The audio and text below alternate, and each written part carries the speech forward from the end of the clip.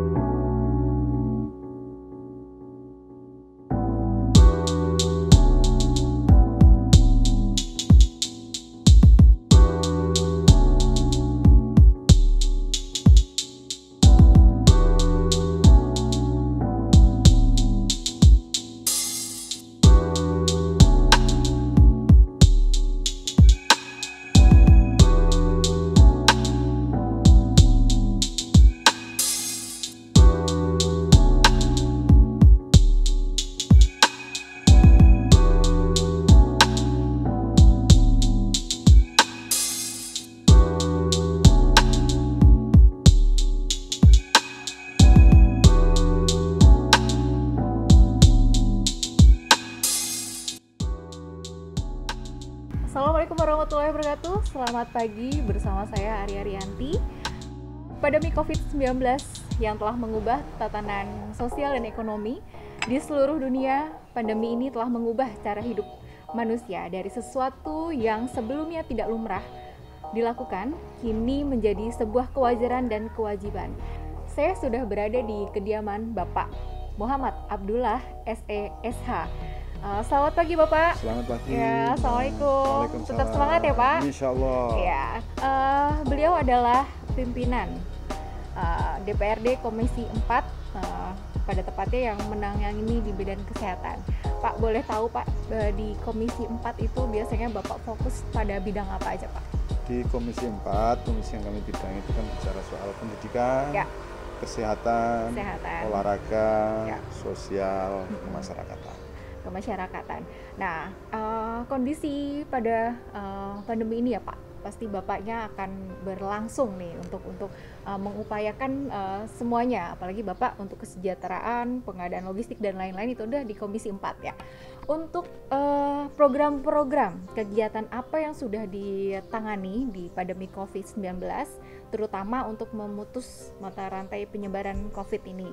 Nah, bagaimana Pak cara program agar selaras dengan program pemerintah Kabupaten Purworejo? Baik, jadi betul bahwa memang pandemi COVID-19 ini sangat dirasakan dampaknya oleh seluruh masyarakat tanpa terkecuali di Kabupaten Purworejo. Khusus mengenai COVID-19 di Purworejo, apa yang telah dilakukan oleh DPRD tentu sesuai dengan tugas dan kewenangan yang dimiliki. Itu yang pertama adalah terkait dengan persetujuan anggaran yang diminta oleh pemerintah daerah untuk menangani COVID-19. Tapi di luar tugas pokok fungsi soal anggaran kemudian sampai pada pelaksanaan pengawasan penggunaan anggaran tersebut, kami juga memiliki misi sosial beserta dengan seluruh teman-teman DPRD. Kami mendonasikan sebagian gaji kami yang kita pergunakan untuk kegiatan sosial kemasyarakatan, terutama saat itu adalah kita pergunakan untuk membantu posko-posko penanganan COVID di beberapa kecamatan. Beberapa kecamatan. Di tengah pandemi ini kan bagaimana cara Pak memaksimal kinerja legislator pada umumnya, maksudnya Bapak dan teman-teman untuk memaksimalkan? Pada masa pandemi COVID ini ada dua alat kelengkapan DPRD yang memang harus bekerja all out. Yang pertama adalah Badan Anggaran, yang kedua adalah Komisi 4 DPRD, di mana Badan Anggaran ini adalah yang berbicara khusus lebih banyak soal anggaran, sedangkan di Komisi 4 DPRD ini hal-hal yang sifatnya lebih teknis soal penanganan COVID-19. Nah, di tengah pandemi ini apa yang kita lakukan sehingga kinerja harus tetap efektif di saat banyak pembatasan-pembatasan? Banyak rapat-rapat yang kita lakukan secara virtual, Ya. tapi banyak juga rapat-rapat yang masih kita laksanakan secara konvensional Ya. dengan tetap Dengan menjaga protokol yang ada ya, Pak. protokol kesehatan. Ya. Nah, tidak mengurangi dengan media sosial atau secara langsung itu tidak merubah untuk kinerja Bapak untuk maksimalkan ya Pak. Oke, di saat ini Purworejo kan tertinggi sejateng ya Pak pasien positif COVID-19. Bagaimana tanggapan Bapak dalam hal ini gitu? Terus penjelasan apa yang Bapak tangkap darurat ini sesuai dengan penanganan kabupaten? Apakah perlu dievaluasi atau dirasa cukup? Atau Bapak bisa menganalisis sebetulnya kenapa disebut juga tertinggi gitu Pak? Jadi begini, perlu saya luruskan sedikit. Ya. Di Purworejo bukan pasien yang terpapar COVID tertinggi se-Jawa Tengah, Baik. tetapi bahwa di Rumah Sakit Citrawardoyo Purworejo adalah rumah sakit yang Ya. menangani pasien positif COVID terbanyak di Jawa Tengah. Oh, jadi berarti dua hal yang berbeda. dua-dua ya, baik Pak. Ya, rumah sakit yang menangani terbanyak, tapi bukan kemudian di Purworejo ada pasien terbanyak Ya. positif COVID-19. Karena yang siap mungkin RSUD aja ya Pak ya? Ya, untuk karena mitra. di Purworejo Ya. penanganan pasien COVID positif hanya dipusatkan di Rumah Sakit Umum Citrawardoyo Purworejo. Nah, bagaimana dengan penanganan yang telah dilakukan oleh pemerintah daerah selama ini? Yang pertama, dari sisi kesiapan refocusing anggaran sebagaimana amanat Perpres, memang boleh dikatakan ini cukup berhasil. Kita cepat mengantisipasi, kemudian cepat koordinasi antar Pemkab dengan DPRD sehingga tidak ada kendala dari sisi anggaran untuk penanganan COVID-19. Ya. Tetapi dari sisi pelaksanaan itu yang kemudian banyak perlu dilakukan evaluasi Ya, baik. serta perlu dilakukan perlu dikritisi. Ya. Di antaranya adalah yang pertama bahwa pasien positif COVID di Purworejo yang terbanyak itu berasal dari klaster goa. Ya, benar Pak. Ini karena sejak awal antisipasinya yang kurang. Ada 92 orang Ya. Purworejo yang terdata mengikuti kegiatan tablik di Akbar goa. Ya. Tetapi kemudian tidak semuanya ketika mereka kembali cepat dilakukan evaluasi, cepat dilakukan rapid test, sehingga yang terjadi mereka sudah berinteraksi dengan keluarga, dengan masyarakat, dan kemudian terbukti sekarang mereka sudah menginfeksi beberapa keluarga dan teman-temannya. Bahkan sampai hari ini informasi yang kami dapat dari 92 orang yang berasal mengikuti tabligh akbar di goa itu ada 10 orang yang keberadaannya tidak diketahui, tidak dikejar dan belum dilakukan rapid test, sehingga apakah yang bersangkutan positif atau tidak ini kita tidak tahu. Kalau kemudian ternyata yang bersangkutan positif lalu mereka sudah berinteraksi kemana-mana, ini kan sesuatu yang sangat membahayakan juga. Nah, di sinilah kesigapan dalam hal ini pemerintah daerah mengantisipasinya yang kurang. Berarti Bapak harus siap juga ya untuk istilahnya nanti menangani untuk pelonjakan lagi istilahnya seperti itu. Ada kekhawatiran pelonjakan di samping ada jamaah tabligh yang belum sampai hari ini belum diketahui. Juga ada kekhawatiran baru ketika kemarin pada saat menjelang Lebaran ternyata kegiatan-kegiatan perbelanjaan di pasar, kemudian di tempat-tempat di toko-toko yang sedemikian ramainya, ini juga mengkhawatirkan kita semua. Ini jangan-jangan nanti justru timbul lonjakan baru pasca Lebaran ini. Karena setiap toko belum mematuhi peraturan protokol yang sudah disiapkan. Betul, kalau kita coba tengok ke toko-toko itu belum semuanya toko menerapkan protokol, bahkan sebatas untuk cuci tangan aja belum tersedia. Ya, baik. Dengan adanya berbagai macam bantuan ya Pak, misalnya dari PKH, sembako, BLT pusat, BLT DD, JPS kabupaten dan JPS provinsi, seberapa efektifkah dalam salah satunya penanganan COVID nih Pak? Terutama penggunaan anggaran yang berasal dari kabupaten. Sampai hari ini bahwa masyarakat yang sudah mendapatkan bantuan sosial lah namanya, mayoritas yang mereka terima justru yang sumbernya bukan dari APBD kabupaten. Bukan dari APBD. Mereka mayoritas adalah penerima bantuan dari APBN melalui Kementerian Sosial, baik itu berupa PKH, BPNT, kemudian BST dan lain sebagainya. Tetapi bantuan yang dari pemerintah kabupaten justru sampai hari ini belum banyak diterima oleh masyarakat. Kenapa demikian? karena kita ketahui bahwa pendataan nama-nama calon penerima JPS itu banyak bermasalah. Oke. Ketika beberapa waktu lalu sudah di SK-kan Bupati jumlahnya 15.552 KK yang akan mendapatkan JPS, ternyata kemudian ketika data itu kita dibuka di Komisi 4, kemudian coba kita cross check dengan para perangkat desa di berbagai desa, itu ternyata tidak sinkron antara nama yang diusulkan kemudian sama nama yang muncul ini sudah, berbeda. Nah, ini ada persoalan apa? Maka ini yang sedang kita urai sehingga sampai hari ini maka data itu masih terus direvisi, dan saya minta kepada dinas pelaksana yaitu dinas sosial untuk buka data kemudian cross check dengan perangkat desa dari masing-masing desa. Kalau kemudian seberapa efektif sebetulnya bansos ini untuk menangani persoalan ekonomi di masyarakat, ya memang cukup berguna, karena faktanya banyak masyarakat yang kesulitan secara ekonomi saat ini, terutama hanya sebatas untuk mencukupi kebutuhan makan saja. Ini banyak yang menjadi persoalan, maka bansos atau JPS itu sesuatu yang sangat dinanti dan oleh masyarakat itu memang betul-betul sangat berguna. Bagaimana tanggapan Bapak dengan isu yang beredar di media sosial, bahkan sempat viral, yang tenaga medis yang harusnya sudah dapat tempat yang layak, tiba-tiba mungkin ada penagihan dan secara tidak langsung mereka diusir, padahal dia harusnya dilindungi oleh masyarakat, oleh pemerintah dan Kabupaten Purworejo khususnya. Ya, kami mendengar, kami juga membaca, dan akhirnya kami juga terkaget-kaget. Saya beserta dengan seluruh teman-teman DPRD waktu itu sempat kaget luar biasa ketika mendengar ada berita tenaga kesehatan yang diusir dari tempat penginapan, di mana di situ yang dari awal sudah disampaikan Pemda disiapkan untuk tenaga kesehatan yang menangani COVID.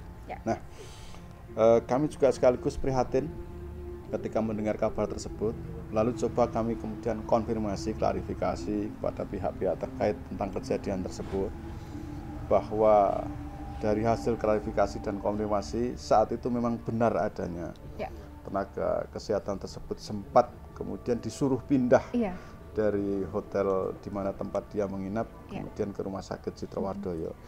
Namun kemudian kita juga lakukan konfirmasi, kemudian kita juga klarifikasi, sekaligus kita berikan tekanan kepada pemerintah daerah kenapa hal itu sampai terjadi. Dan alhamdulillah pada akhirnya juga kemudian direspon, ditangani, sehingga hari ini mereka sudah dapat kembali menginap di hotel yang disediakan dan sudah tidak disuruh membayar lagi. Tapi sekali lagi bahwa kejadian tersebut sekali lagi sungguh sangat membuat kita semuanya prihatin dan sesak dada. Di saat mereka adalah pejuang-pejuang kesehatan yang berada di garda terdepan dalam menangani COVID ini, yang bertaruh nyawa. Masa hanya persoalan penginapan saja kemudian mereka disuruh membayar sendiri, kan sesuatu yang sangat tidak manusiawi menurut Pak. Apalagi dilakukan kalau nggak salah itu hampir mendekati subuh ya Pak. Itu sahur subuh itu, maksudnya mereka harusnya istirahat, harusnya mereka mempersiapkan pagi itu harus bekerja gitu ya. Dan mungkin Bapak sendiri sebagai anggota dewan pasti merasakan apa yang dirasakan keluarganya terutama. Betul, kami sangat bisa memahami yang pertama bahwa masyarakat itu karena tingkat pemahaman terhadap COVID itu masih kurang, sehingga ketika ada tenaga kesehatan ataupun tenaga medis yang menangani COVID ini kembali ke kampungnya, di sana banyak penolakan karena khawatir terpapar. Kemudian tenaga kesehatan atau tenaga medis juga dia tahu diri menjaga perasaan masyarakat.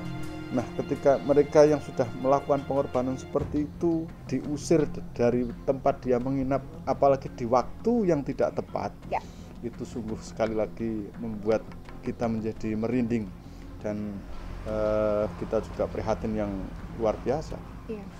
Semoga ini tidak terjadi lagi dan sudah disiapkan keseluruhan ya Pak, apalagi untuk tenaga medis. Tidak boleh terjadi lagi, karena dari sisi anggaran kita siapkan yang cukup ya. Jadi untuk anggaran COVID di Kabupaten Purworejo secara total berkisar sekitar 55 miliar, yang itu dikelola di rumah sakit, di dinas kesehatan, di BPBD dan di dinas sosial. Bahkan sampai hari ini penyerapan anggaran penanganan COVID di RSUD itu penyerapannya baru sekitar 30%. 30%. Kemudian di Dinas Kesehatan baru sekitar 60%. Kemudian di BPBD itu baru sekitar katakanlah 50%.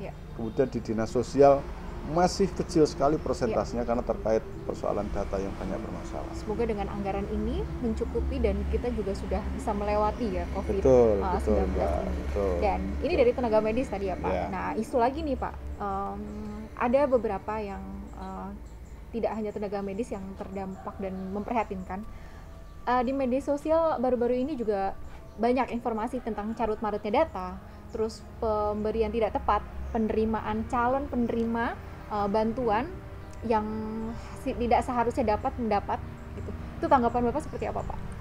Ya, bicara soal bansos, ini juga bicara soal kelangsungan hidup seseorang. Maka ini memang sesuatu yang sangat sensitif. Dan betul memang dalam beberapa waktu yang lalu bahkan sampai hari ini di masyarakat itu banyak terjadi persoalan-persoalan sosial terkait dengan bantuan sosial. Ada masyarakat yang kemudian komplain kenapa dia tidak mendapatkan, sementara melihat orang lain yang sebetulnya jauh lebih mampu daripada dia mendapatkan, dan sebagainya dan sebagainya. Lalu selanjutnya juga kami dapat laporan dari berbagai pihak bahwa masih banyak masyarakat yang belum terakomodir untuk menerima bansos. Lalu atas masukan-masukan dan informasi-informasi tersebut, kami melakukan rapat kerja Komisi 4 DPRD dengan dinas-dinas terkait, salah satunya adalah Dinas Sosial yang dalam hal ini memang punya tugas untuk melakukan atau memberikan bantuan sosial. Pada saat kami rapat dengan Dinas Sosial, kami minta dibuka data calon penerima bansos yang sumbernya dari APBD Kabupaten itu jumlahnya berapa, namanya siapa saja, berasal dari mana. Nah, ketika data itu kita dapatkan, kemudian coba kami beritahukan, kami informasikan kepada teman-teman kepala desa dan sekretaris desa se-Kabupaten Purworejo. Kami beri waktu 1 hari mereka untuk mencermati, mengamati apakah nama-nama yang ada dalam data itu satu betul-betul warga saudara, yang kedua apakah memang betul-betul yang Anda usulkan.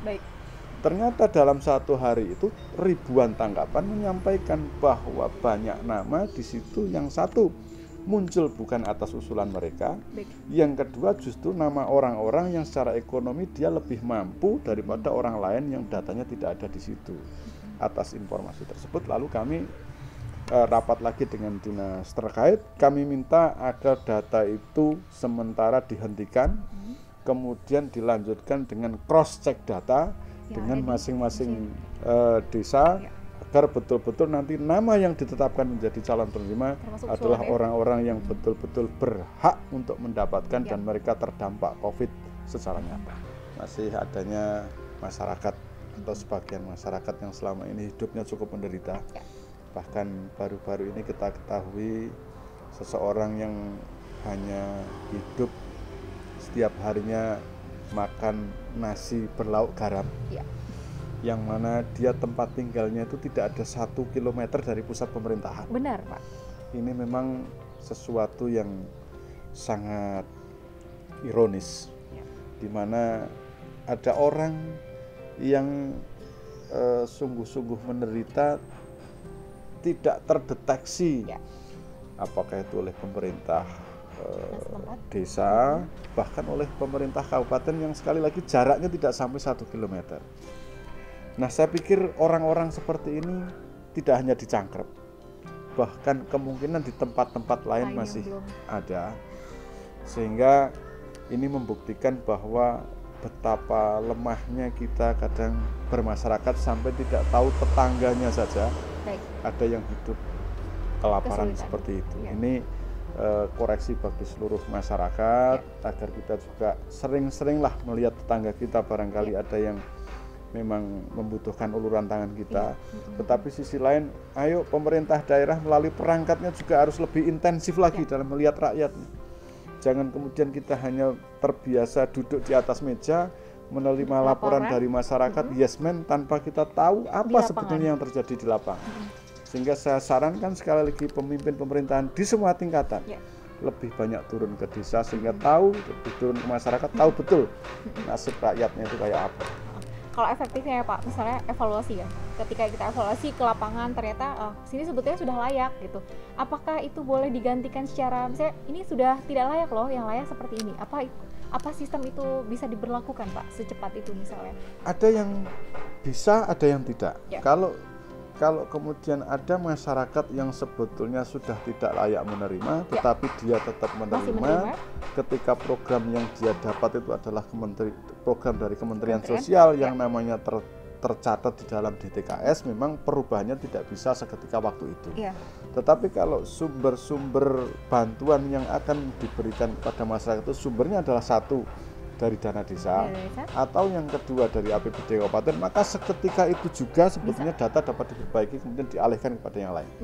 Paling nanti prosesnya 1-2 bulan untuk proses. Enggak perlu berbulan-bulan, cukup 1-2 hari selesai. Oke, baik. Dari pemerintah sudah mengupayakan sedemikian cepat tanggapan. Terus anggaran yang tersedia ada 55 miliar ya Pak. Nah, ini adalah sebetulnya pertanggungjawaban pemerintah terhadap yang positif COVID, terutama di klaster gua itu kan banyak ya Pak. Dan nantinya mereka ini akan diisolasi mandiri di rumah. Nah, itu pertanggungjawabannya pemerintah terhadap masyarakat yang memang positif COVID-19 dan dirumahkan, itu sebagaimana Pak untuk pengawalan pemerintah terhadap pasien atau penderita?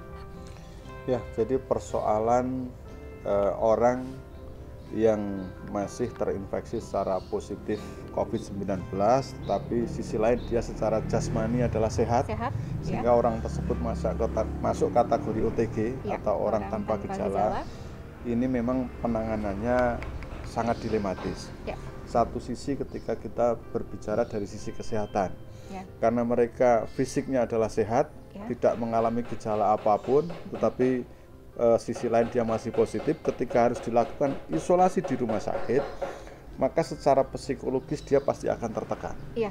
Ketika seseorang secara psikologis itu adalah tertekan sehingga dia stres, maka imunitasnya juga akan menurun. Ini dikhawatirkan justru kemudian mengganggu kesembuhan pasien tersebut.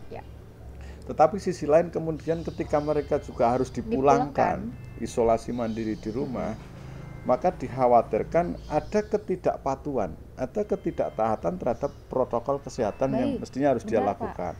Kalau kemudian ketidakpatuhan itu dia berinteraksi keluarga, berinteraksi dengan tetangga, maka ini bisa memunculkan kemudian pandemi baru yang jumlahnya bisa sangat luar biasa. Sekarang yang mesti harus dipikirkan adalah siapa yang mengawasi mereka, siapa yang menjamin kepatuhan mereka. Nah, dalam hal ini pemerintah mestinya tidak boleh lepas tangan. Anggaran yang tersedia masih cukup, maka mestinya adalah di setiap rumah warga yang melakukan isolasi mandiri dan posisinya adalah masih positif, ini ada petugas yang ditempatkan di sana untuk mengawasi ketaatan orang tersebut, agar kemudian orang tersebut tidak menularkan kepada warga sekitar maupun tetangganya. Konsep Jogo Tonggo yang ditawarkan oleh Pak Gubernur itu sebetulnya bagus.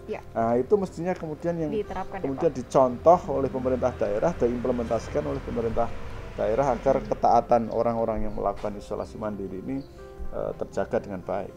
Sejauh ini mungkin koordinasinya ke kepala desa, terus perangkat, kemudian RT ya Pak yang terdekat istilahnya penanganan jadi orang yang mau kita pulangkan untuk isolasi mandiri itu oleh dinas terkait, dalamnya dinas kesehatan, maka camatnya, kemudian kepala desanya, perangkat desanya dipanggil dulu, dijelaskan seseorang tersebut bahwa ini masih positif, maka harus melakukan isolasi mandiri dan lain sebagainya. Tetapi kepala desa, perangkat desa, camat itu kan tidak mungkin stay di situ 24 jam. Lalu siapa yang berikan tugas di situ untuk mengawasi? Ini kan yang mesti harus sekali lagi dipikirkan masa-masa. Tidak bisa serta-merta hanya diberikan lepas kepada masyarakat, kemudian di situ kesannya kehadiran pemerintah menjadi tidak ada. Nah, nih kehadiran pemerintah. Nah, yang dipulangkan itu kan rata-rata di klaster gue itu kan bapak-bapak laki-laki yang istilahnya punya tanggung jawab menghidupi perekonomian keluarga. bagaimana pemerintah untuk mengawali bahwa isolasi mandiri itu 14 hari dia tidak melakukan pekerjaan bahkan menghasilkan, adakah dari pemerintah untuk mengupayakan biar dana ini terserap dengan baik dengan penderita atau yang diisolasikan mandiri di rumah? Ya, jadi isolasi mandiri ini tidak mesti terbatas 14 hari. Ya. Karena di Projo sedikit ada yang berbeda. Ada yang orang 2 bulan itu di swab selalu masih negatif, masih positif terus ya. Baik. Jadi prinsipnya mereka harus melakukan isolasi mandiri itu sampai dia betul-betul sembuh. Persoalannya adalah berapa lama yang dibutuhkan untuk sembuh, ini kan sama-sama tidak tahu. Ya. Satu sisi mereka yang terpapar virus ini adalah tulang punggung keluarga. Sampai hari ini yang saya lihat, pemerintah daerah belum punya konsep khusus bagaimana memberikan bantuan kepada mereka. Maka yang terjadi antara pasien positif yang melakukan isolasi mandiri di satu tempat dengan tempat yang lain itu berbeda-beda. Di situ akan kita lihat soal satu kecerdasan, yang dua adalah kepedulian kepala desa dan perangkat desanya. Ada kepala-kepala desa yang memiliki kecerdasan yang cukup bagus, kepedulian cukup bagus, sehingga di situ warganya itu kemudian mereka saling memberikan empati, memenuhi kebutuhan hidup sehari-harinya. Tetapi bayangkan kalau kemudian ada warga yang tidak peduli sehingga dia dilepas begitu saja, maka kebutuhan hidup mereka sehari-hari ini juga menjadi masalah tersendiri. Semoga ini pemerintah Projo pengawalnya sampai sana ya Pak. Untuk teknisnya masih berjalan, tapi kita inginkan adalah tidak ada permasalahan lagi untuk masalah dana, serapan dan lain-lain. Mungkin kita harus sadar diri bahwa ketika Jogotongo tadi kita bisa berbagi ya Pak, entah berbagi makanan atau dengan keluarga yang positif atau memberi bantuan lain, itu disah-sahkan saja selagi itu memang untuk kepedulian kita ke masyarakat. Ya. Kondisi ini kan memunculkan istilah kondisi new normal yang baru di masyarakat pada akhirnya harus berdampingan dengan virus corona. Upaya untuk mengembalikan aktivitas pemerintahan pada kondisi sebelumnya COVID itu akan merubah tatanan dan protokol tertentu. Nah Pak, untuk bagaimana sih kesiapan serta strategi pemerintah jika memberlakukan new normal, baik dari mungkin ekonomi yang akan berjalan tetapi nyawa dipertaruhkan Pak, kayak Bapak tadi bilang oke, dia cukup untuk makan tapi untuk kelanjutannya tidak. Nah, bagaimana kesiapan serta strategi pemerintah? Ya, berbicara soal new normal memang sesuatu yang sangat dilematis. Satu sisi ketika kita berbicara dari sisi ekonomi, satu sisi adalah berbicara dari sisi kesehatan. Mau tidak mau, bisa tidak bisa, memang pada waktunya kita harus hidup berdampingan dengan COVID-19. Namun, satu hal yang perlu diingat bahwa untuk bisa hidup berdamai dengan COVID-19 ini kan tidak kemudian dalam bahasa Jawa itu ujuk-ujuk dilakukan. Ini perlu proses yang panjang. Salah satunya adalah edukasi dari pemerintah. Dalam hal ini, apa yang dimaksud itu normal, protokol apa yang mesti harus dipersiapkan, kemudian siapa yang mengawasi agar masyarakat itu patuh terhadap protokol kesehatan. Lalu ketika tidak terjadi kepatuhan, apa yang akan dilakukan? Saat ini yang perlu dilakukan oleh pemerintah daerah adalah bagaimana melakukan edukasi secara intensif kepada masyarakat tentang apa itu new normal, kemudian juga menyiapkan perangkat-perangkatnya. Dalam ini apa? Perangkat penyuluhnya, kemudian juga yang kedua adalah perangkat yang kesehatannya Pak. Ya, perangkat kesehatannya, yang ketiga juga perangkat yang kemudian melakukan tindakan sanksi ketika ada masyarakat yang tidak mentaati protokol COVID itu sendiri. Karena kalau kemudian kita hanya berbicara soal ekonomi, lalu kesehatannya ini sedikit agak dilupakan, yang terjadi nanti akan lonjakan pasien positif yang luar biasa, dan ini akan menjadi bencana yang jauh lebih dahsyat daripada sekedar berbicara soal ekonomi. Nah Pak, kalau masalah di pasar, di pendidikan apalagi Pak ya, misalnya ada rumor dari kemarin dari Kementerian Pak Menteri ya, Pak Nadiem Makarim itu ada punya kebijakan, ada 3 ya Pak. Yang pertama, anak-anak dimasukkan seluruhnya, kedua anak-anak dimasukkan tapi bergantian, ketiga tetap dirumahkan tapi ada sekolah yang buka. Nah ini kan kalau untuk Projo sendiri ya Pak, kalau misalnya kesiapannya itu misalnya virtual, nggak semuanya kita bisa nangin. Kalaupun masuk itu protokol Pak, protokol dari masuk sekolah, gerbang sekolah gitu. Kira-kira nih pandangan dari pendidikan Pak, kalau untuk di Projo seperti apa Pak? Kalau dari sisi pendidikan, saya lebih condong pada alternatif yang kedua, yaitu masuk secara bergantian, dan jamnya pun juga tidak jam penuh. Jadi katakanlah misalkan di suatu sekolah, satu kelas, kemudian dia dalam satu minggu itu hanya masuk 2 kali misalkan. Kemudian jam di sekolah juga dibatasi ya, Pak. Seluruh kelas itu hanya dipakai oleh satu tingkatan yang sama, sehingga physical distancing-nya terjaga, kemudian dia juga harus memakai masker, dan kemudian tempat cuci tangan harus semuanya disediakan. Semoga PSBB di Kabupaten Purworejo kan diperpanjang nih Pak ya, sampai 12 Juni 2020. Nah nanti mungkin ajaran baru itu kan kurang lebih kita masih belum tahu nih Pak, Juli apa ajaran baru, karena kita udah mulai pendaftaran ya Pak. Semoga kedepannya Purworejo sudah siap dengan tadi pilihan Bapak yang kedua, menyiapkan semua protokol dan menyiapkan masyarakatnya, dan kedilimaan orang tua murid terutama ya Pak, untuk kesehatan, tidak beban untuk ketika sekolah apakah ini akan terinfeksi atau tidak. Mudah-mudahan ini menjadi bahan kita untuk kedepannya agar Purworejo untuk bisa lebih detail lagi untuk masalah protokol kesehatan. Baik Pak, nih Purworejo itu kan sebentar lagi akan pilkada ya 2020. Kegiatan program yang dijalankan untuk memutus penyebaran COVID-19 ini kan tidak memungkinkan untuk seperti tahun-tahun sebelumnya. Betul. Tanggapan Bapak gimana Pak untuk meningkatkan popularitas dengan caranya yang sekarang? Ya, sebelum saya menanggapi soal bansos yang mungkin ada indikasi dipolitisasi, sedikit saya luruskan bahwa Purworejo tidak menerapkan PSBB, tetapi hanya menerapkan darurat COVID. Jadi berbeda antara PSBB dengan darurat COVID. Yang kedua terkait bansos, yang ada sebagian orang berpersepsi bahwa penanganan COVID dengan bansos ini menjadi salah satu sarana untuk pencitraan diri salah satu calon. Itu saya pikir sesuatu persepsi yang sah-sah saja. Baik. Karena apalagi memang pada saat ini ya Pak, mungkin tepat.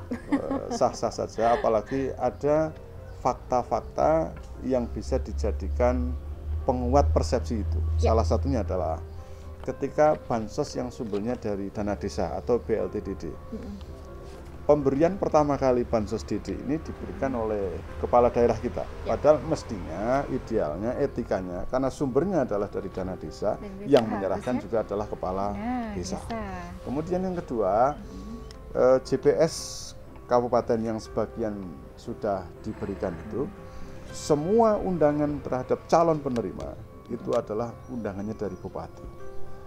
Nah, kalau kemudian kita analogikan seperti ini, apakah mungkin kemudian bansos se-Indonesia itu undangannya dari presiden? Kan enggak juga. Nah, ini artinya kalau kemudian ada masyarakat yang berpersepsi bahwa bansos itu dijadikan sarana untuk pencitraan diri dalam rangka menghadapi pilkada 2020, saya kira ya sah-sah saja, karena memang ada fakta-fakta penguat di situ orang untuk berpersepsi. Kalau yang bantuan yang sumbernya dari pribadi-pribadi, ini tentu berbeda dengan bantuan yang sumbernya dari APBD.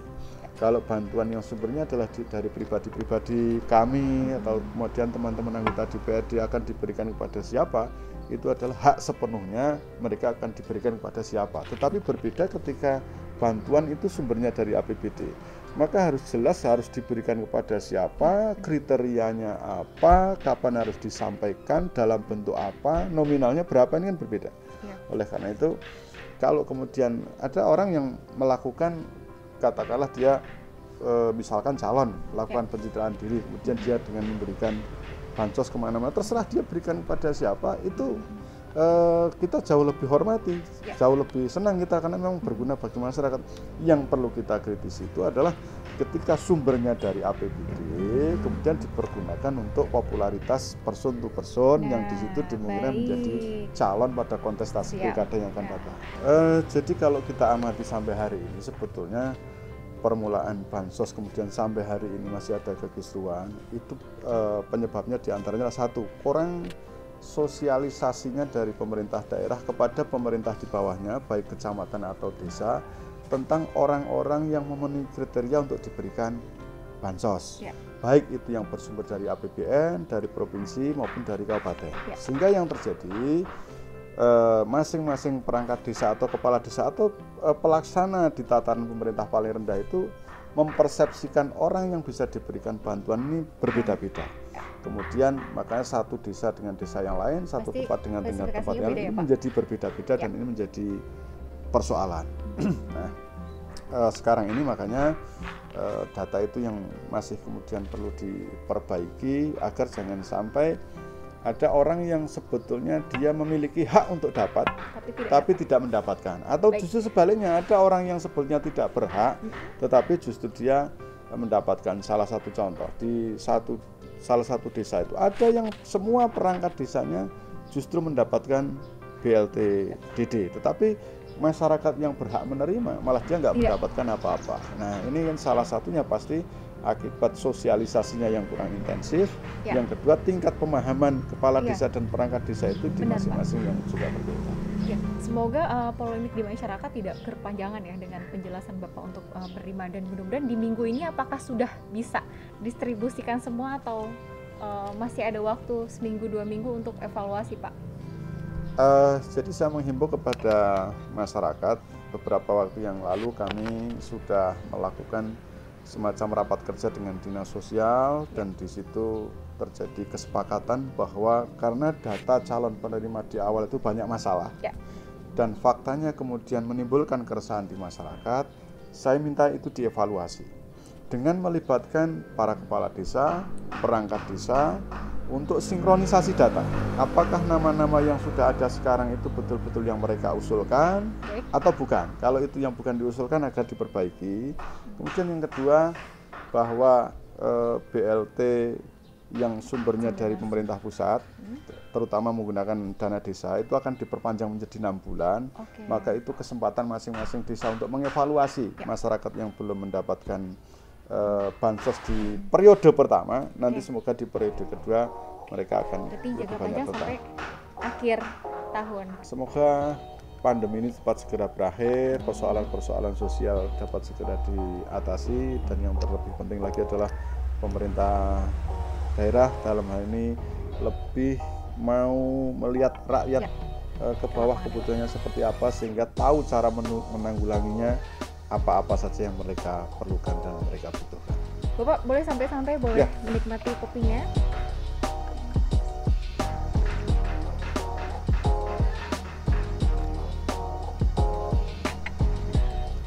Kita sudah mau sampai akhir segmen pada pagi hari ini. Terima kasih kepada Bapak Muhammad Abdullah yang sudah mewakili dari masyarakat, dari anggota Dewan, untuk memberikan informasi kepada masyarakat pada khususnya di Kabupaten Purworejo. Dan kedepannya semoga Kabupaten Purworejo lebih bisa mendistribusikan bantuan apapun ya Pak, yang dari pemerintah atau dari pemerintah pusat secara detail dan akurat, bahkan justru sampai ke tangan yang memang harus dia miliki atau dia dapat bantuan. Pada pagi hari ini saya sudah banyak sekali sharing untuk beberapa informasi tentang bantuan, bahkan penanganan COVID dari kesehatan juga. Komisi 4 ini akan membahas dan selalu mengevaluasi untuk setiap harinya, detiknya, bahkan sampai bantuan itu diterima oleh masyarakat. Dari Purworejo, Arya Ariyanti melaporkan.